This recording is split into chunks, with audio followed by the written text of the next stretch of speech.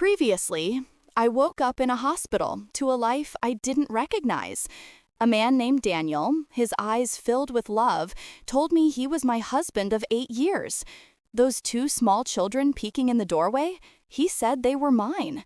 But in my mind, I was still 24, single, and living in Brooklyn. I had lost 10 years.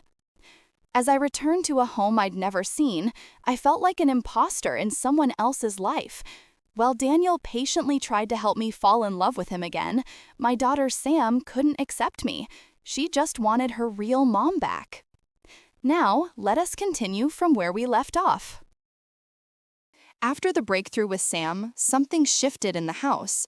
It wasn't that everything suddenly became easy. It didn't. But there was a softening, a willingness to try that hadn't been there before. Sam started leaving me little notes, simple things. My favorite snack is goldfish crackers. I don't like it when my food touches on my plate. I'm scared of thunderstorms.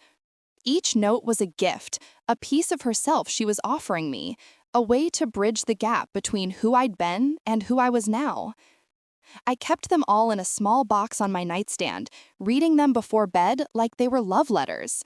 In a way, they were. But while my relationship with Sam was slowly healing, my relationship with Daniel remained in a strange limbo. We were affectionate, holding hands, brief kisses, and comfortable physical proximity, but there was still a wall between us, built from my lack of memory and his careful patience. Until the night he asked me on a date. A date? I repeated, looking up from the design portfolio I'd been studying, trying to understand my own work, my own style. Yeah, Daniel said, leaning against the doorframe of my studio. A real date. Dinner, conversation, maybe a walk. Just you and me. My mom said she'd watch the kids. But we're married, I said, confused. Married people don't really date, do they? Sure they do, Daniel said. We used to have date nights once a month. We'd get dressed up, go somewhere nice, and remember that we're not just parents, but also partners. And I thought maybe we could do that. Not to recreate what we had, but to get to know each other. Let me take you on a date, Megan. Let me court you. The word court made something flutter in my chest. It was old-fashioned, romantic, and intentional. Okay, I said. Yes, I'd like that. The smile that broke across Daniel's face was like sunrise. Yeah? Okay, great. Saturday night. Wear something nice. I'll handle everything else. Saturday arrived with a flutter of nerves I hadn't expected. I stood in front of my closet, our closet, staring at clothes I didn't remember buying, trying to figure out what to wear for a first date with my own husband. Sam appeared in the doorway, watching me with those observant eyes. You look nervous, she said. I am nervous, I admitted. I don't know what to wear. I don't even know where we're going. Sam came into the room and started looking through the closet with the seriousness of a professional stylist. Daddy likes it when you wear blue. He says it makes your eyes look pretty. He does? Uh-huh. And you have this one dress. She pushed hangers aside until she found it. This one. You wore it to Aunt Lisa's wedding, and Daddy couldn't stop looking at you. The dress was navy blue, simple but elegant, with a fitted bodice and a flowing skirt. I took it from Sam's hands, touched by her help. Thank you, sweetie. This is perfect. You're welcome, Sam said. Then, more quietly, I want you and Daddy to be happy. Even if you don't remember stuff, I want you to be happy. I knelt down to her level. We are happy, and we're getting happier every day. You know why? Why? Because of you. Because you're teaching me how to be your mom. Because you're being brave even when it's hard. You're helping us be a family again. Sam threw her arms around my neck, and I held her tight, breathing in the scent of her strawberry shampoo, feeling the weight of her trust. Go get ready, she said when she pulled back. Daddy's been planning this all week. He's really excited. An hour later, I stood at the top of the stairs, smoothing down the blue dress, my heart hammering. I'd done my makeup, muscle memory guiding my hands, even if my brain didn't remember learning these skills. I'd left my hair down in loose waves. I felt pretty, nervous, like a teenager going to prom. Daniel was waiting at the bottom of the stairs, and when he looked up and saw me, his expression made every nervous moment worth it. "Megan," he breathed, "you look... wow." "Good wow?" I asked, descending slowly. "Best wow," he said. "You look beautiful. You always look beautiful. But tonight, you're stunning." He was wearing a dark button-down shirt and nice jeans, his hair styled, with a hint of cologne that made me want to lean closer. He looked handsome and nervous and hopeful all at once. "Ready?" he asked, offering his arm. "Ready," I said, taking it. Sam and Ollie appeared from the living room, where Daniel's mother was already setting up a movie for them. "Have fun," Sam called. "Don't stay out too late," Ollie added, which made Daniel's mother laugh. "I think we've got that backwards, buddy," Daniel said, ruffling his son's hair. And then we were out the door, stepping into the cool October evening, and I felt like I was stepping into something new, something full of possibility. Daniel drove us to a restaurant I didn't recognize, a small Italian place with string lights outside and the warm glow of candles visible through the windows. "We came here on our 5th anniversary," Daniel said when he opened my car door. "You said it was your favorite restaurant in the city. The owner, Marco, he knows us. I called ahead and told him about everything. He's excited to see you." Inside, the restaurant was cozy and intimate, with exposed brick walls and small tables covered in white tablecloths. A man with graying hair and a warm smile approached us immediately. "Megan, Daniel." He pulled Daniel into a hug, then turned to me with gentle eyes. "Megan, it is so good to see you. Daniel told me about your accident. We have been praying for you." "Thank you," I said. "I'm sorry, I don't..." I know," Marco said kindly. Daniel explained. "But that is okay. Tonight, we start fresh, yes? I will make you my special dish, and you will fall in love with it all over again. Come, your table is ready." He led us to a corner table, more private than the others, with a candle flickering between 2 place settings and a small vase with a single rose. "This is beautiful," I said as Daniel pulled out my chair. "I wanted tonight to be special," Daniel said, settling across from me. "I wanted to do this right." Marco brought us wine, on the house for my favorite couple, and left us with menus, though Daniel said we didn't need them. "Trust me?" he asked. "Yes," I said, and realized I meant it. I did trust him, this man who'd been nothing but patient and kind and understanding. As we waited for our food, Daniel reached across the table and took my hand. "So," he said, "tell me about yourself." I laughed. "You already know everything about me." "I know everything about the Megan from before," he corrected. "I want to know about you, the Megan sitting in front of me right now. What are you thinking? What are you feeling? What's it like, being you in this moment?" I considered the question seriously. "It's strange," I admitted. "I feel like I'm living in someone else's life, like I'm an understudy who got thrust onto stage without learning all the lines. But also it's not entirely foreign. There are moments where something feels right, even if I can't remember why. Like this dress, I put it on and it felt like me, even though I don't remember buying it. Or the way I take my coffee. Or the way I automatically reach for your hand sometimes without thinking about it." "Muscle memory," Daniel said. "Your body remembers even if your mind doesn't." Maybe, or maybe it's just, maybe some things are so fundamental to who we are that they exist beyond memory, like instinct. "I like that," Daniel said softly. "The idea that some part of you still knows me, still knows us, even without conscious memory." Our food arrived. Pasta in a cream sauce with mushrooms and herbs, bread that was warm and crusty, and a salad with a dressing that made my taste buds sing. I took a bite and actually moaned. "Oh my God, this is incredible." Daniel grinned. "You always order this, every single time. You've tried other things, but you always come back to the mushroom carbonara. You say it's the best thing you've ever tasted." "Past me had excellent taste," I said, taking another bite. We ate and talked, and it felt easy in a way I hadn't expected. Daniel told me about his work, software development for a company that made educational apps. He told me about his dreams of maybe starting his own company someday, of creating something meaningful. "You always encouraged that," he said. "You'd tell me I was too talented to just work for someone else forever. You believed in me even when I didn't believe in myself." "I still believe in you," I said.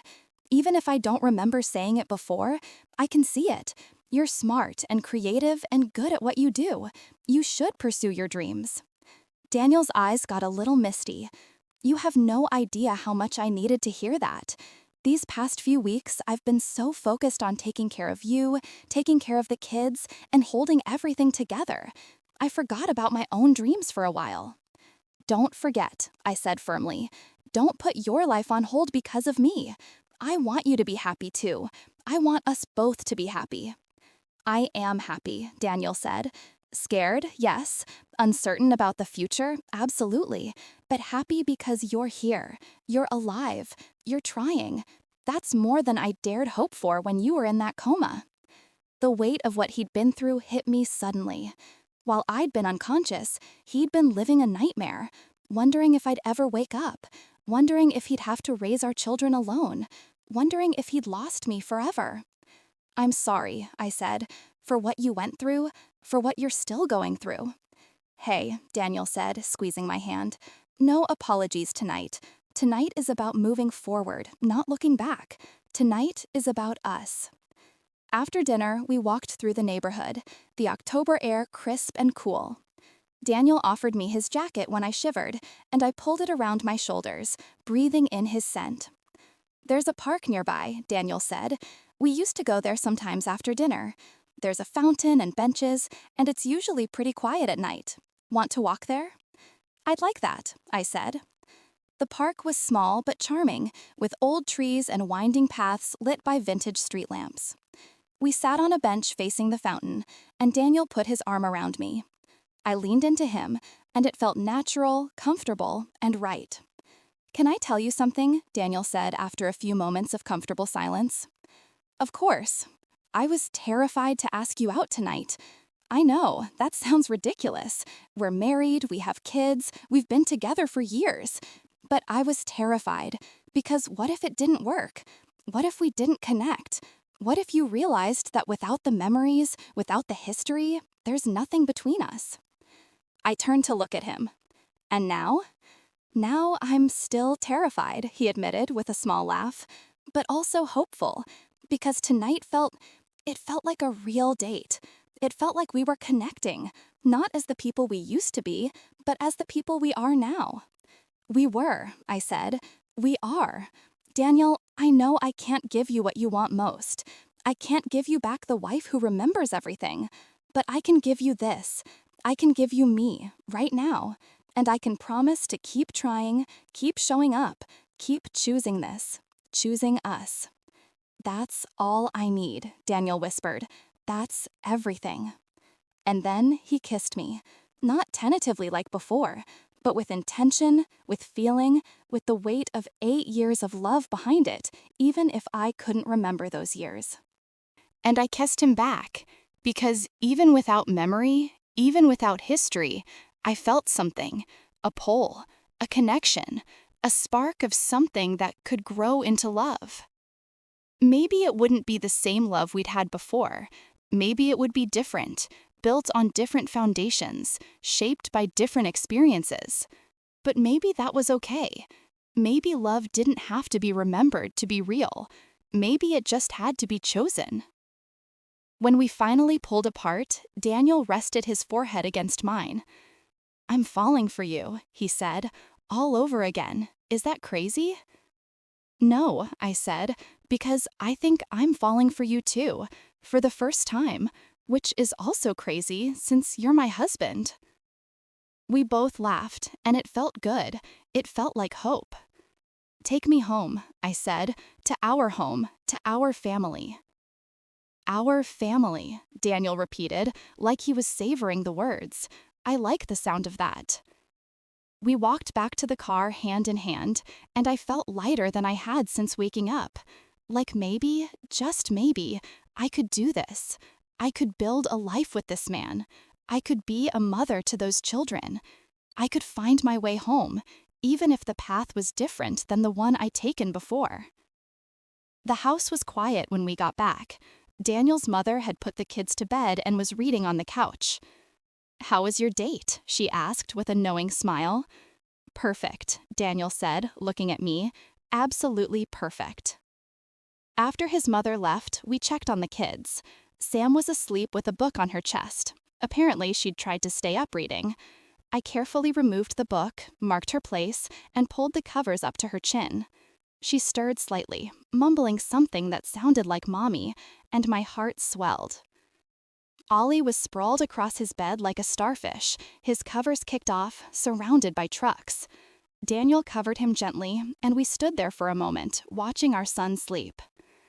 "This is what I missed most," Daniel said quietly. "When you were in the coma, these moments, the quiet, ordinary moments of being a family. I'd come home and the house would feel empty even with the kids here, because you weren't here. You're the center of everything, Megan. You're what makes this a home." I slipped my hand into his. "I'm here now, and I'm not going anywhere." Later, lying in bed in the darkness, Daniel reached for my hand across the space between us. "Thank you," he said, "for tonight, for trying, for being willing to start over with me." "Thank you for being patient," I said, "for not giving up, for courting me." "I'll court you every day if that's what it takes," Daniel said. "I'll spend the rest of my life making you fall in love with me if I have to." "I don't think it'll take that long," I softly. I heard his breath catch. "Yeah?" "Yeah," I said. "I'm already halfway there." And as I drifted off to sleep, I thought about love and memory and identity, about who we are when we can't remember who we were, about building something new from the ashes of something lost. I thought about Daniel's patience, Sam's notes, and Ollie's easy affection, about a life I was learning to live, a family I was learning to love. And I thought maybe, just maybe, everything was going to be okay. Not the same as before, but okay. Maybe even better than okay.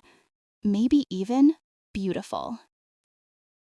The next morning, I woke up with a sense of purpose I hadn't felt before. The date with Daniel had shifted something inside me. I wasn't just passively waiting for memories to return anymore. I was actively trying to understand who I'd been, to piece together the woman I'd become over those lost 10 years. After breakfast, after Daniel had taken Sam to school and settled Ollie with his grandmother for a few hours, I went into my studio and really looked at it for the first time. Not just glancing around, but really examining it, looking for clues about who I was. The design work on my computer was sophisticated and professional. I opened files and found logos for local businesses, wedding invitations, and book covers. Each piece showed skill, creativity, and a distinct style. I'd built a career here, in this room, while raising 2 children. But it was the personal items that really caught my attention.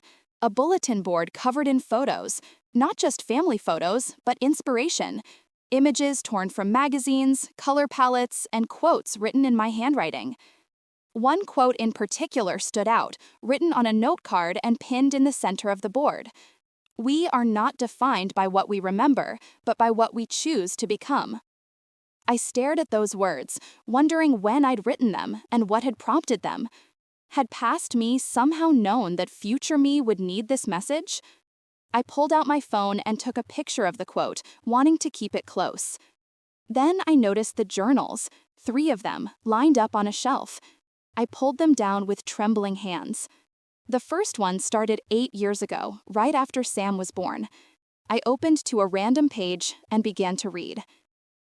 "Sam is 3 months old today, and I haven't slept more than 2 hours at a stretch in weeks. I'm exhausted. I'm covered in spit up. I haven't showered in 2 days, and I've never been happier. Is that crazy? Daniel keeps asking if I'm okay, if I need help, if I'm overwhelmed. And I am overwhelmed. But I'm also complete. Like I didn't know there was a piece of me missing until Sam arrived and filled it. She's the most beautiful thing I've ever created." Tears blurred my vision as I read. This was me. This was my voice, my thoughts, and my experience. Even if I couldn't remember it, it had happened. I had lived this. I flipped through more pages, weeding snapshots of my life. Daniel surprised me with a date night. His mom watched Sam, and we went to that Italian place we love. For 3 hours, we weren't parents. We were just us. We talked about dreams and plans and remembered why we fell in love. I need to remember to do this more often, to be Megan, not just Sam's mom. Sam took her first steps today. She walked from the couch to Daniel, 4 whole steps before falling into his arms. We both cried. I can't believe how fast she's growing.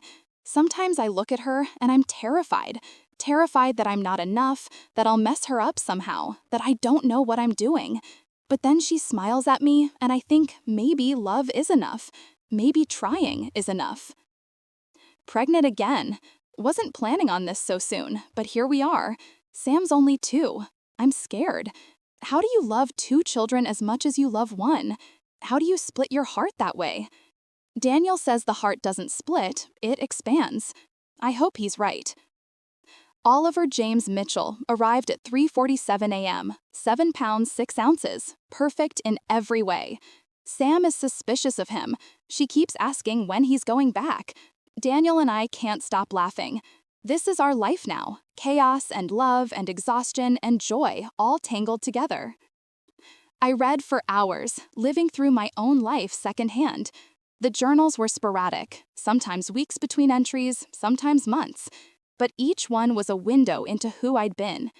I read about struggles, postpartum depression after Ollie was born, fights with Daniel about money and parenting styles, days when I felt like I was failing at everything. But I also read about joy, family vacations, Sam's first day of school, Ollie's funny mispronunciations, and quiet moments of contentment. One entry, from about a year ago, stopped me cold. Had a close call today. Was driving home from Sam's school and a car ran a red light. Missed us by inches.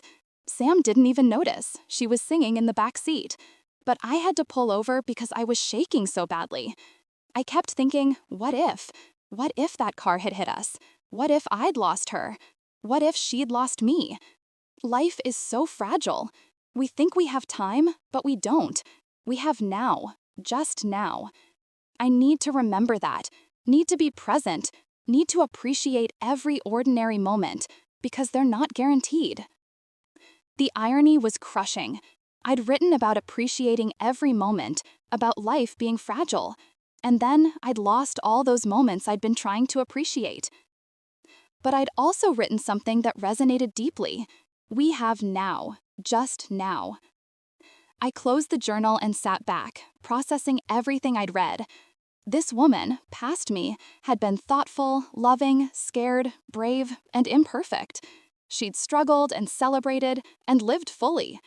And she'd been happy. Despite the challenges, despite the fears, she'd been genuinely happy. Could I be that again? Could I build that kind of life, that kind of happiness, without the memories that had shaped her? Megan? I looked up to find Daniel in the doorway, holding 2 cups of coffee. I heard you moving around in here, he said. Thought you might want some coffee. You okay? I found my journals, I said, gesturing to the books spread around me. I've been reading about my life, about our life. Daniel came in and sat beside me on the floor, handing me a coffee. What did you think? I think I was happy, I said. I think we were happy. Even when things were hard, even when I was struggling, there was this foundation of love and joy underneath everything. We were, Daniel confirmed. We are. Megan, happiness isn't about having a perfect life or perfect memories. It's about showing up for the life you have, whatever that looks like. There was an entry, I said, about a close call, a car that almost hit us. I wrote about how fragile life is, how we only have now. I remember that day, Daniel said quietly. You came home white as a sheet. You held Sam for an hour, just held her. You told me we needed to appreciate every moment because we never know when it'll be our last. And then I had an accident that took away years of moments I was supposed to be appreciating, I said bitterly. But you're still here, Daniel said firmly. You're still alive. You still have now. That's what matters. Not what you lost, but what you still have. I leaned against him, and he put his arm around me.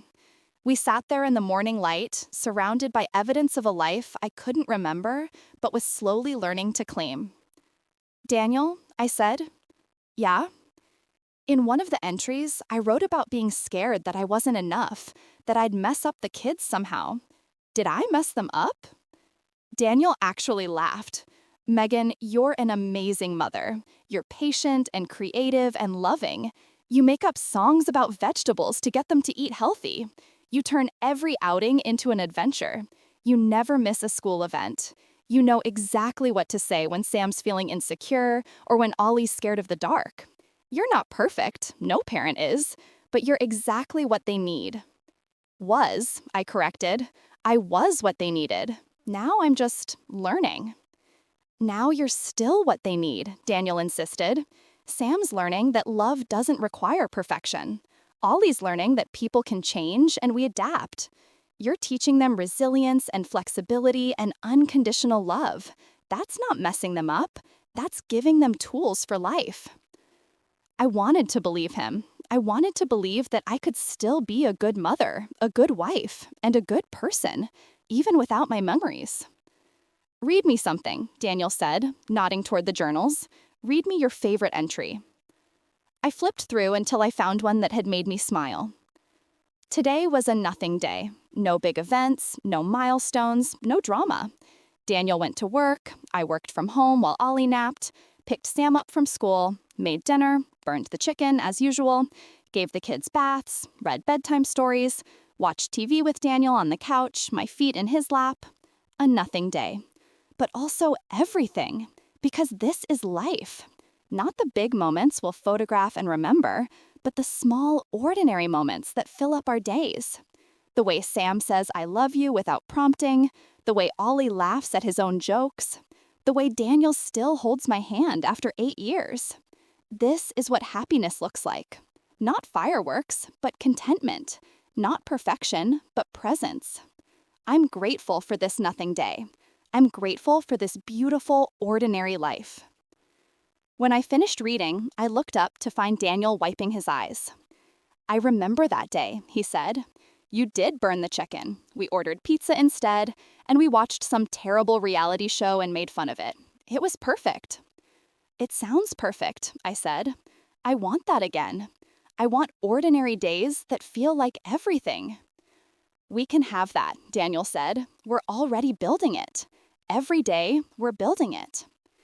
I set the journal aside and turned to face him fully.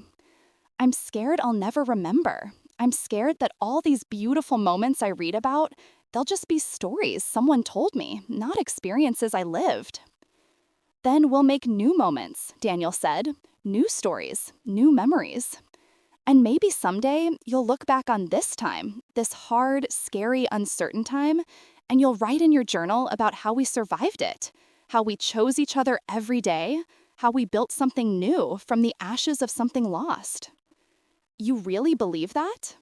I have to, Daniel said, because the alternative is giving up, and I'm not ready to do that. Are you? I thought about Sam's notes, teaching me who she was, about Ollie's easy affection, about the date last night, the connection I'd felt, about these journals, showing me a woman who was brave and loving, imperfect, and real. No, I said, I'm not ready to give up either. Then we keep going, Daniel said, one day at a time, one moment at a time.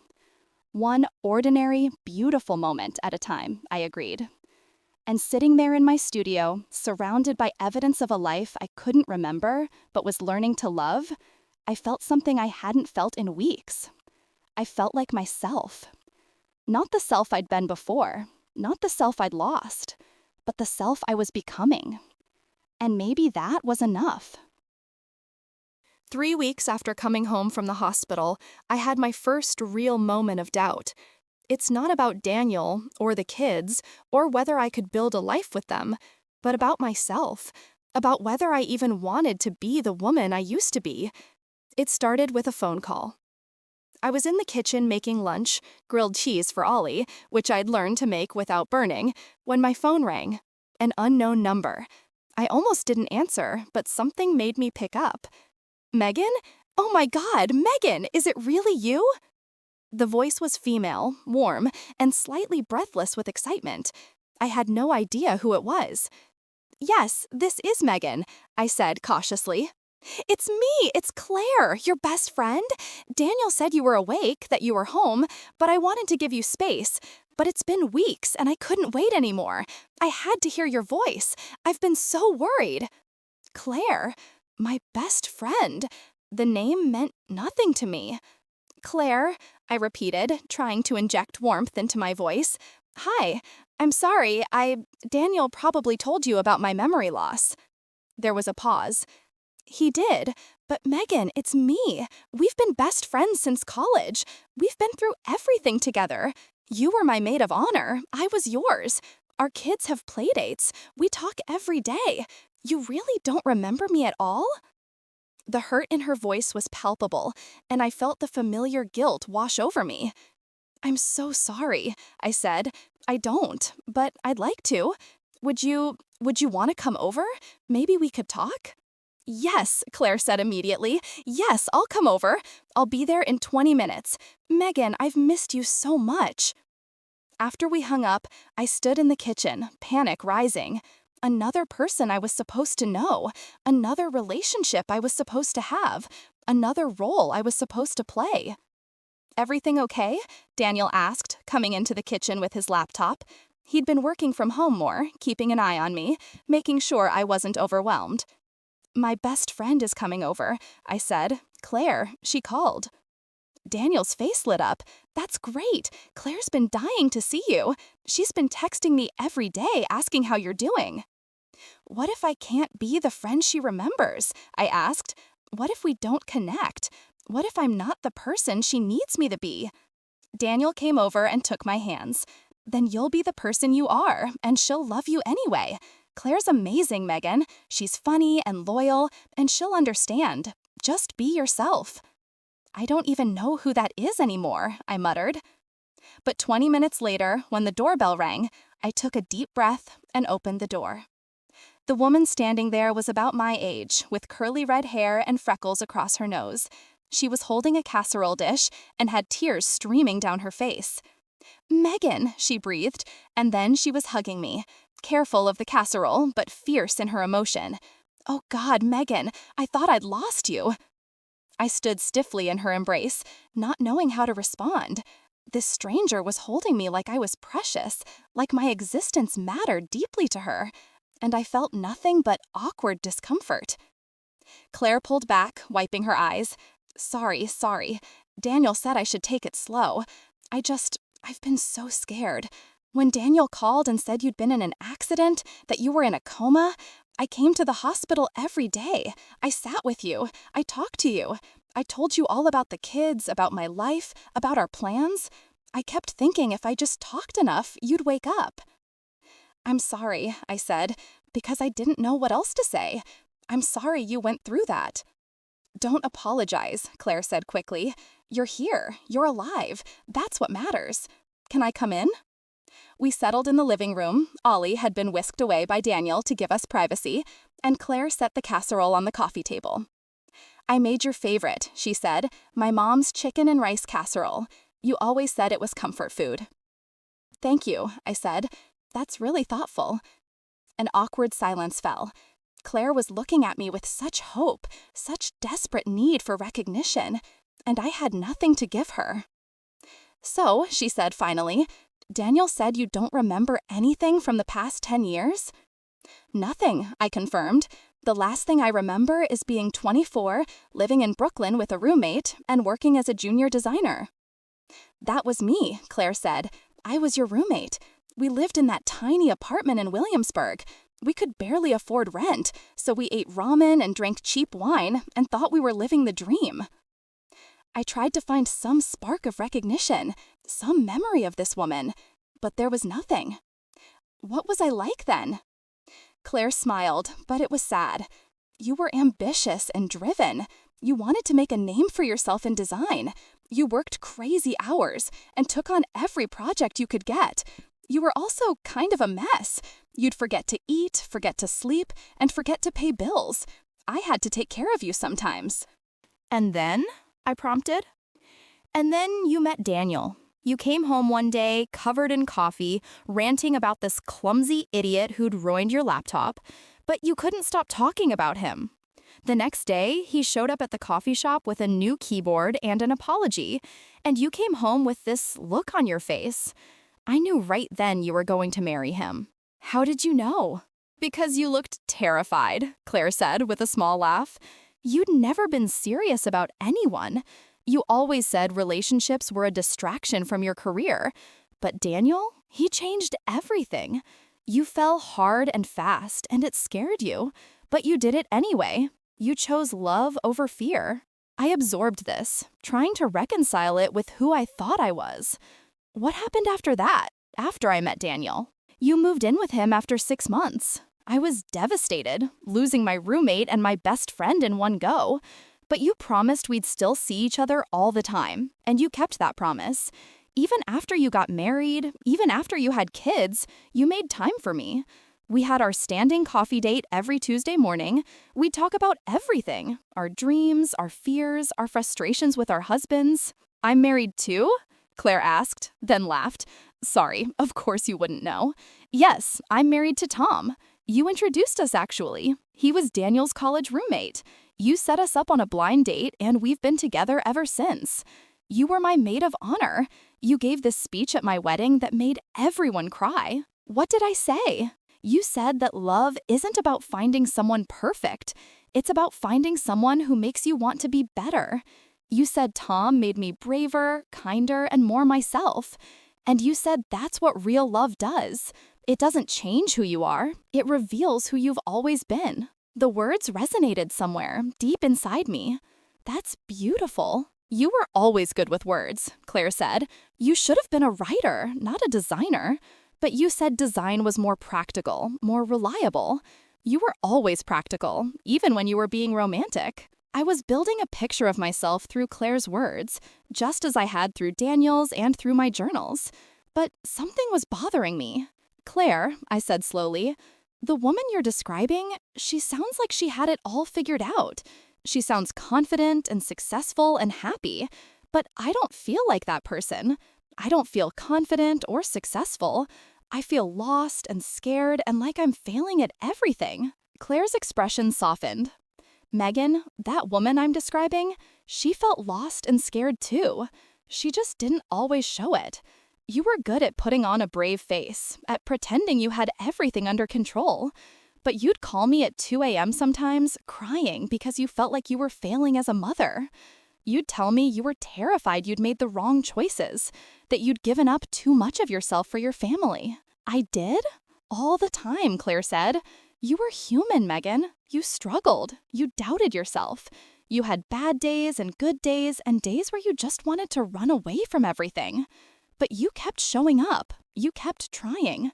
That's what made you amazing. Not that you were perfect, but that you were real. I felt tears welling up. I'm not sure I want to be her. Claire looked startled. What do you mean? I mean, I struggled to articulate the feeling that had been growing inside me. Everyone keeps telling me about this woman I used to be. This wife, this mother, this friend, this professional. And she sounds wonderful. But she also sounds exhausting.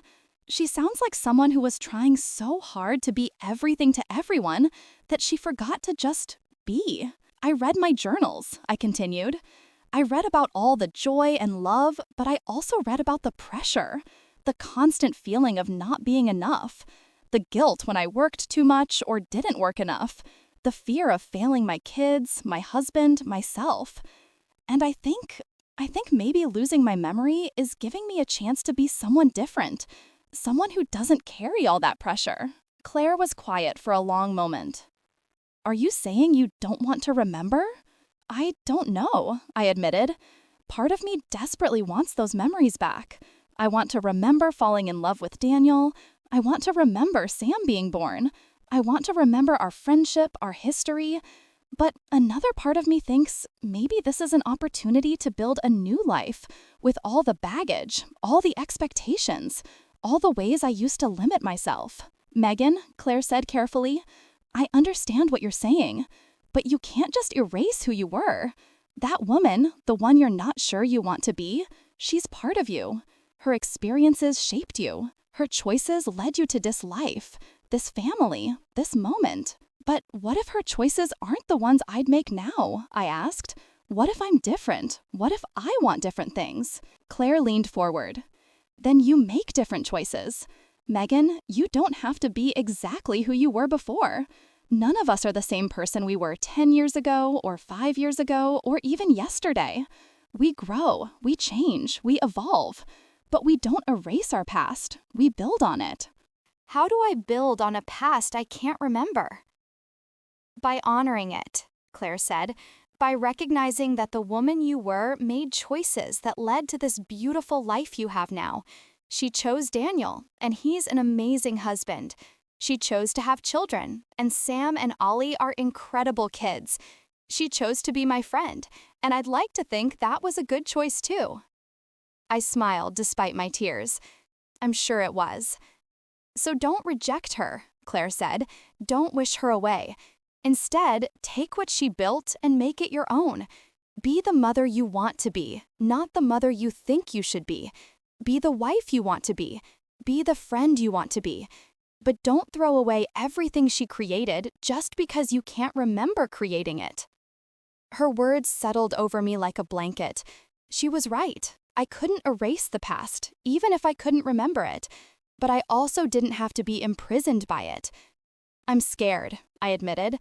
I'm scared I'll never be the friend you remember, that I'll never live up to who I was. You don't have to live up to anything, Claire said firmly. You just have to be you. And Megan, whoever you are right now, memory or no memory, I want to know that person. I want to be her friend, not because of who you were, but because of who you are. Even if I'm different? Especially if you're different, Claire said, because that means I get to know you all over again. I get to discover new things about you. I get to watch you become whoever you're meant to be next. That's not a loss, Megan. That's a gift. I reached out and took her hand. I'd like that. I'd like to be your friend. Not the friend I was, but the friend I am now. Deal, Claire said, squeezing my hand. So, tell me about you. The you sitting here right now. What do you like? What do you hate? What are you discovering about yourself? And so I did. I told her about reading my journals and feeling overwhelmed by the woman I'd been. I told her about the date with Daniel and the tentative feelings growing between us. I told her about Sam's notes and Ollie's easy affection. I told her about feeling like an imposter in my own life. And Claire listened, really listened, not comparing me to who I'd been, but accepting who I was. You know what I think? Claire said when I finished. I think you're being too hard on yourself. You're not an imposter. You're just Megan in a different phase of life. And yeah, this phase is weird and hard and scary, but you're handling it with grace and courage and honesty. The Megan I knew would be proud of you. You really think so? I know so, Claire said. And I'm proud of you too, for trying, for showing up, for being willing to build something new, even when it's terrifying. We talked for another hour, and slowly, tentatively, I felt a friendship beginning to form. Not the friendship we'd had before, I couldn't access that, but something new, something built on honesty and acceptance and the willingness to start over. When Claire left, she hugged me again, and this time I hugged her back with real warmth. Same time next week? She asked. We can restart our Tuesday coffee dates, build a new tradition. I'd like that, I said. After she left, I found Daniel in the kitchen, starting dinner. How did it go? He asked. It was hard, I admitted, but good. She helped me realize something. What's that? That I don't have to choose between who I was and who I am now. I can be both. I can honor the past while building the future. I can take what the old Megan created and make it my own. Daniel smiled, That's very wise. Claire said it first, I admitted. But I think she's right. I've been so focused on trying to be the person everyone remembers that I forgot I could just be myself, whoever that is. And who is that? Daniel asked. Who is Megan Mitchell right now, in this moment? I thought about it. She's someone who's learning, someone who's trying, someone who's scared but brave enough to keep going anyway, someone who's building a life one small moment at a time.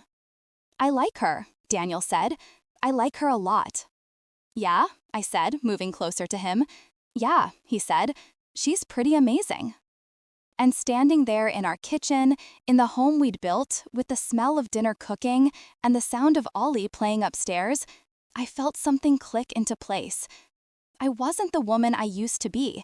I might never be her again. But I was becoming someone new, someone shaped by loss and resilience and choice. And maybe that was exactly who I was supposed to be.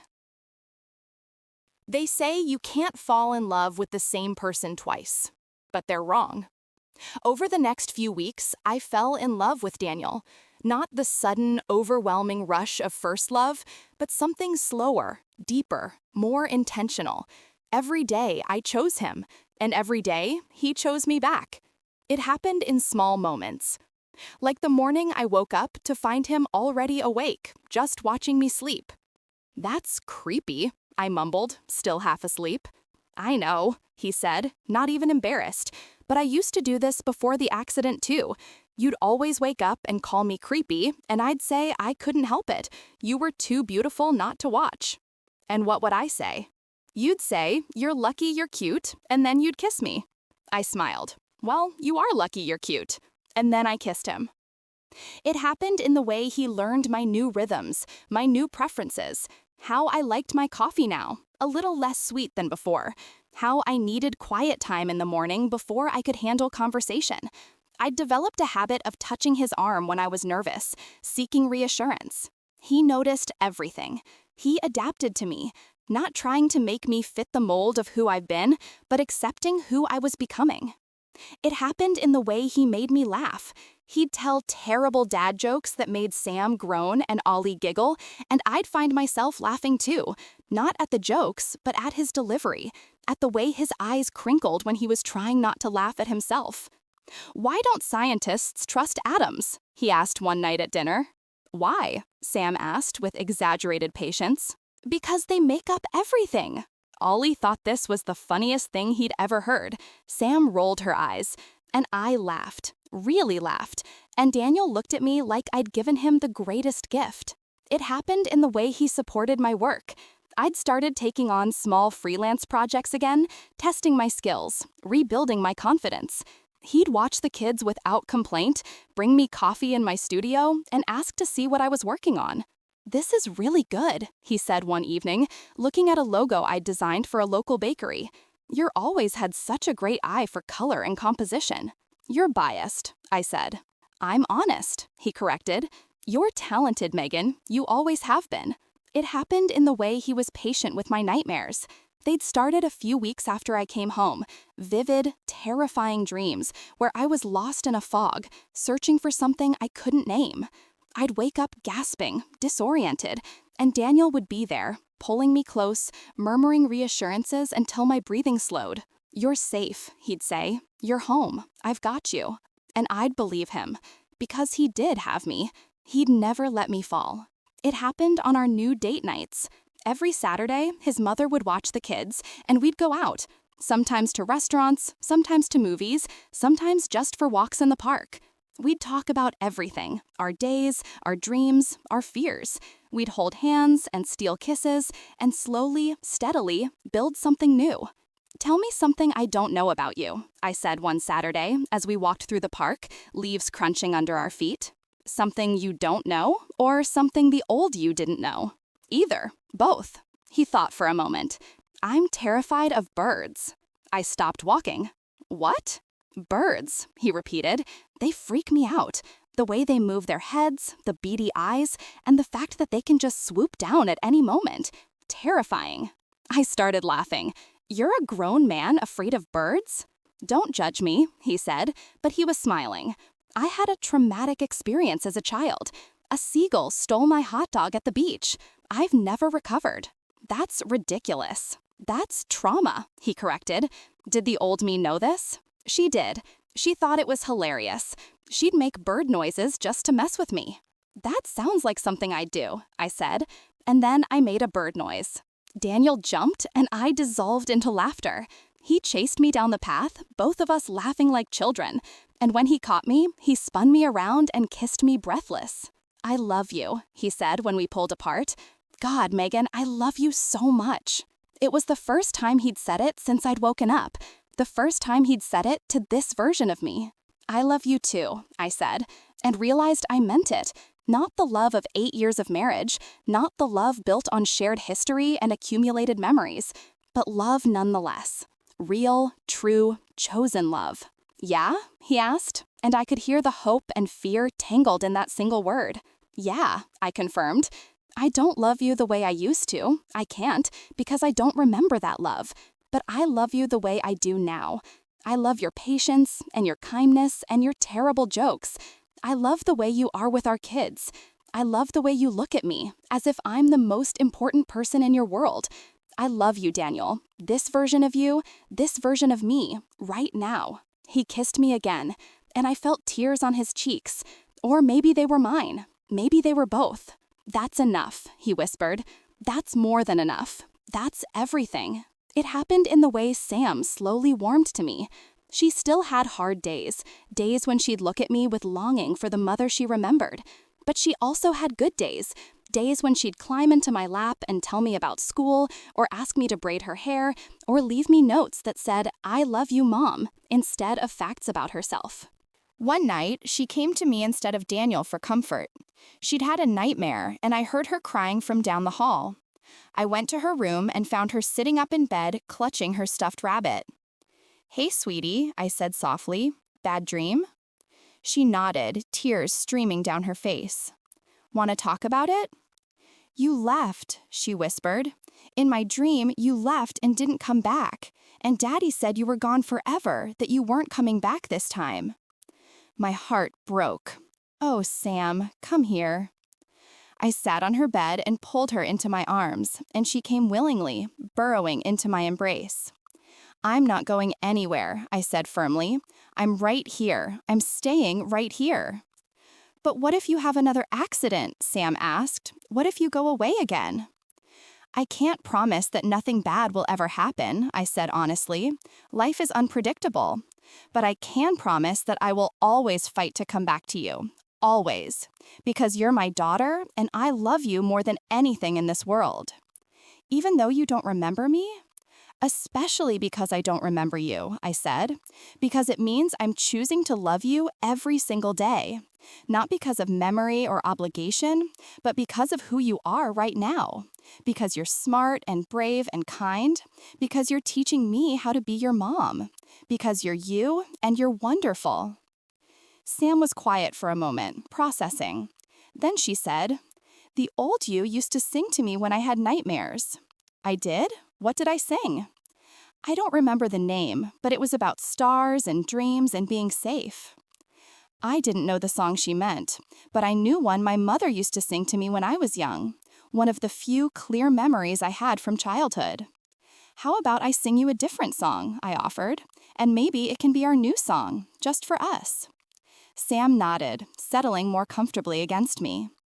So I sang, softly, gently, the lullaby my mother had sung to me, about moonlight and stardust and love that never fades. And as I sang, I felt Sam relax, her breathing slow, her grip on her rabbit loosen. When I finished, she was almost asleep. "Mom," she murmured. "Yeah, baby." "I'm glad you came back, even if you're different. I'm glad you're here." Tears slid down my cheeks. "Me too, sweetie. Me too." It happened in the way Ollie included me in everything. He'd bring me his trucks and insist I play with him. He'd help me cook dinner, which usually meant making a bigger mess. He'd climb into my lap during movie nights and fall asleep with his head on my shoulder. One afternoon, he looked up at me with those big, innocent eyes and said, "Mommy, you're my favorite person." Yeah, I said, my heart swelling. Why's that? Because you're nice and you smell good and you always play tricks with me. And because you're my mommy. Such simple reasons, such profound love. You're my favorite person too, I told him. Even more than Daddy? Don't tell him, I whispered conspiratorially, but yes. Ollie giggled and hugged me tight, and I thought about how lucky I was. How, despite everything I'd lost, I'd gained this moment, this love, this life. It happened in the quiet evenings after the kids were in bed, when Daniel and I would curl up on the couch together.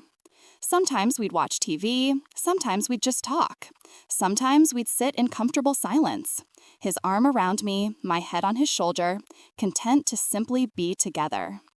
"What are you thinking about?" he asked one night. "How strange this all is," I admitted.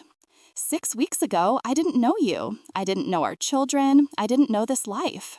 And now I can't imagine anything else. I can't imagine not being here with you, with them. "That's not strange," Daniel said. "That's love. That's what love does. It makes the impossible feel inevitable. It makes strangers feel like home." "When did you get so wise?"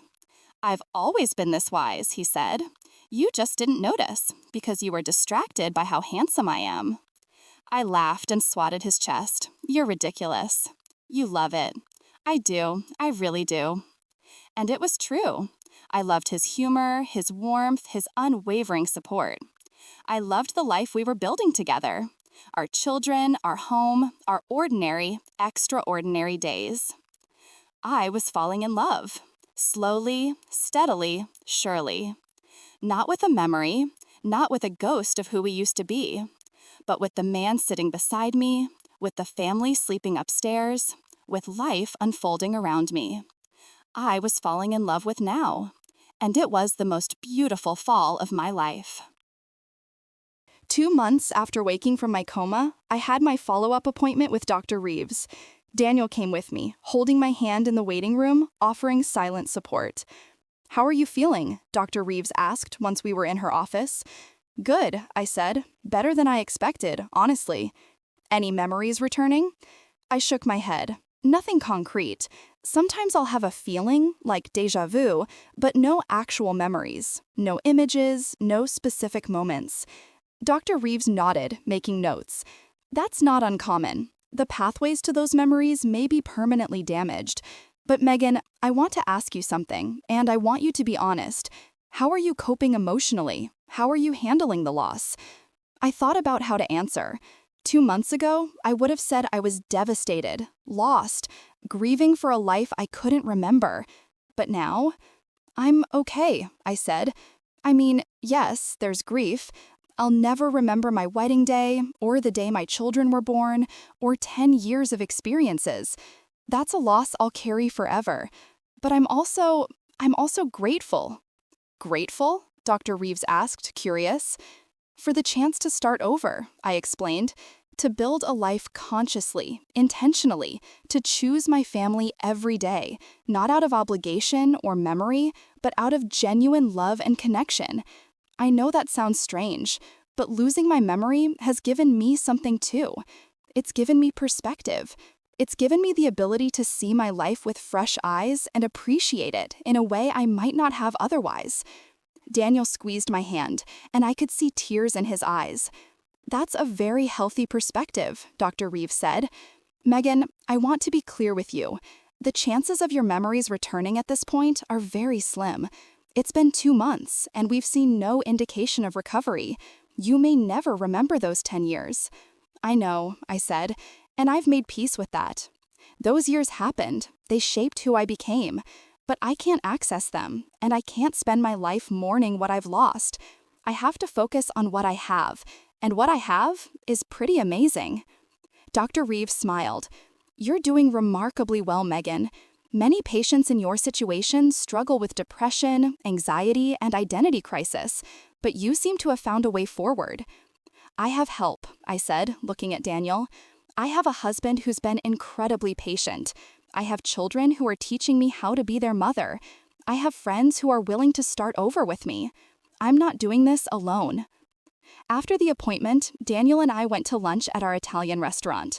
Marco greeted us with his usual warmth, and we settled at our corner table. "How are you feeling?" Daniel asked. "Really?" "Relieved," I admitted. I think part of me was holding on to hope that my memories would come back, that one day I'd wake up and everything would just click into place. But hearing Dr. Reeves say it's unlikely, it's freeing in a way. I can stop waiting for my old life to return and fully commit to building this new one. "And you're okay with that?" Daniel asked carefully. "You're okay with never remembering?" "I'm not okay with it," I corrected. "I'll never be okay with losing 10 years of my life. But I'm accepting it. I'm choosing to focus on what I have instead of what I've lost. And what I have, Daniel, is everything I need." He reached across the table and took both my hands. "I need to tell you something." "Okay," I said, suddenly nervous. "When you were in the coma, I made a promise. I promised that if you woke up, I would do everything in my power to help you, to support you, to bring you back to us. And I've been keeping that promise. But Megan, I need you to know you don't owe me anything. You don't owe me your love, or your commitment, or your life.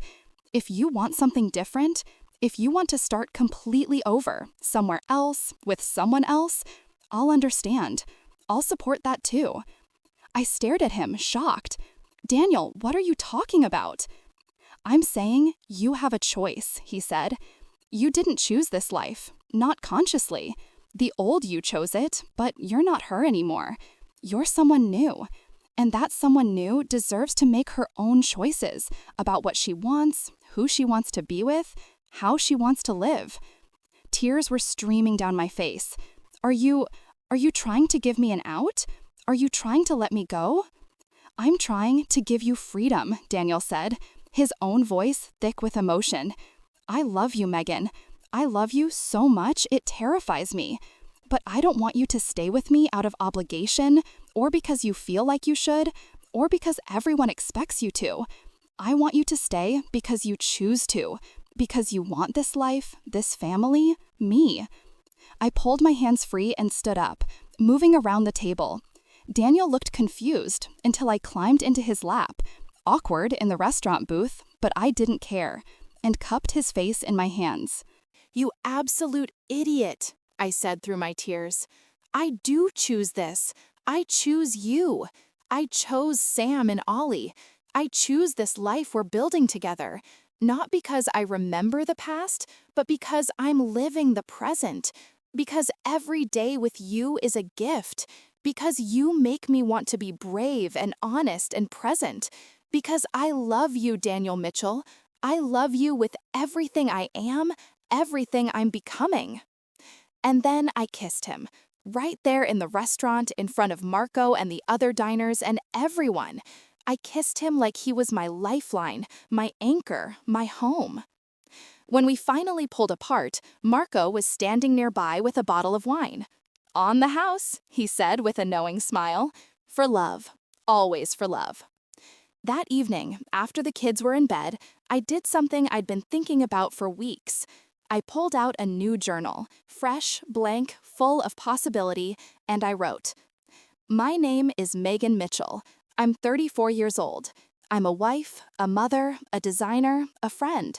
I don't remember the last 10 years of my life, but I'm learning to be okay with that.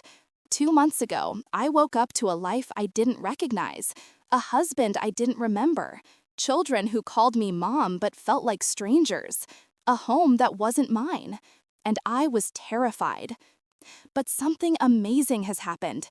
I've fallen in love, not with memories or history, but with the present moment, with the man who sits beside me every night and tells me stories about our life, with the little girl who leaves me notes and teaches me how to be her mother, with the little boy who thinks I'm magic just because I'm his mom, with the life we're building together, one ordinary, extraordinary day at a time. I don't know if my memories will ever return. Dr. Reeves says probably not. And while that makes me sad, I'll always grieve for the experiences I've lost. I'm also grateful, because losing my memory has taught me something important. We are not our past. We are not our memories. We are the choices we make, the love we give, the moments we choose to be present for. I choose this life. I chose this family.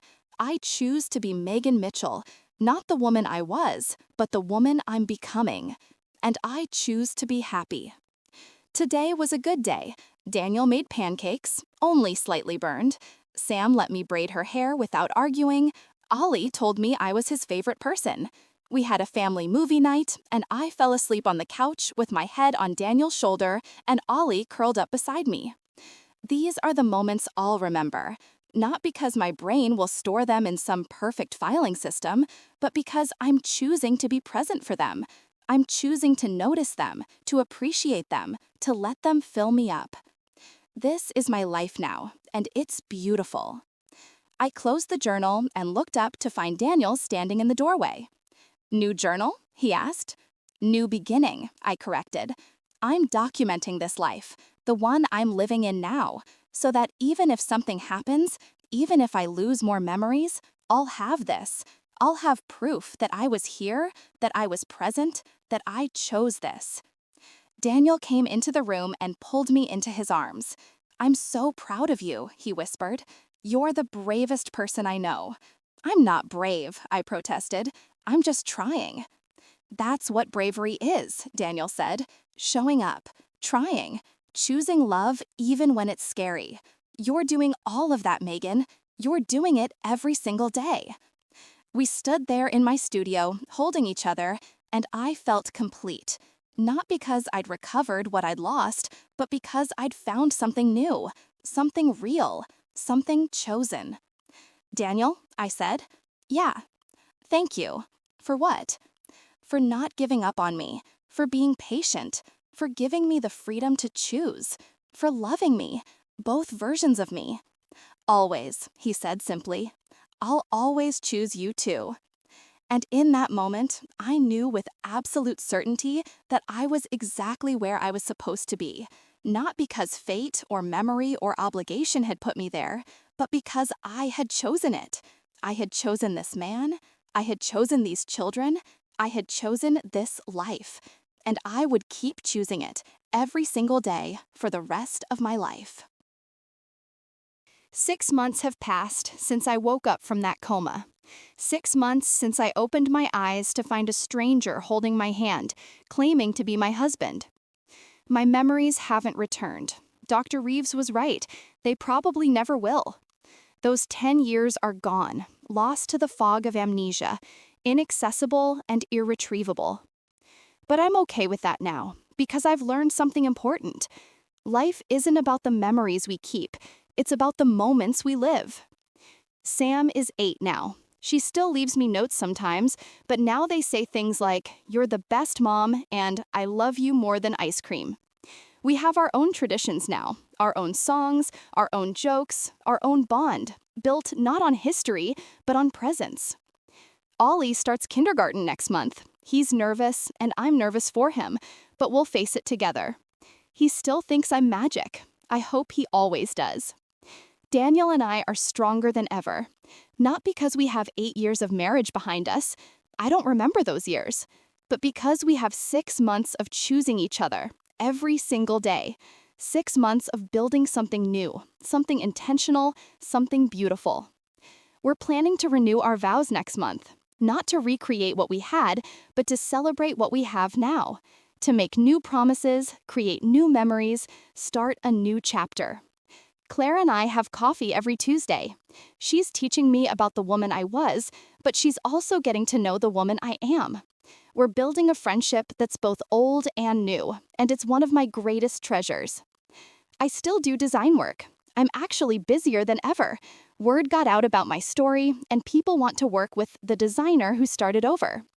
I've learned to embrace my new style, which is apparently different from my old style, but still distinctly mine. And I write in my journal every night, documenting this life I'm living, these moments I'm choosing to be present for, creating a record of who I am, who I'm becoming, who I choose to be. I won't lie and say it's been easy. There are still hard days, days when I see a photo from before and feel the loss acutely. Days when Sam mentioned something we used to do together, and I have to admit, I don't remember. Days when I wonder who I would have been if the accident had never happened. But those days are getting fewer and farther between. Because I'm learning that grief and gratitude can coexist. I can mourn what I've lost while celebrating what I have. I can acknowledge the pain while choosing joy. This isn't the life I remember choosing, but it's the life I'm choosing now. Every single day, I choose it. I choose to be present. I choose to be grateful. I choose to love deeply and fully and without reservation. I chose this family, this home, this beautiful, ordinary, extraordinary life. And that choice, that daily, conscious, intentional choice, has made all the difference. My name is Megan Mitchell. I'm 34 years old. I don't remember the last 10 years of my life. But I'm living this moment, and this moment is everything. If this story touched your heart, please like this video and subscribe for more true emotional stories. Share your thoughts in the comments below. Have you ever had to rebuild your life? How did you find your way forward? Remember to turn on notifications so you never miss our deeply personal narratives. Thank you for being here. Thank you for listening. Thank you for being part of this journey.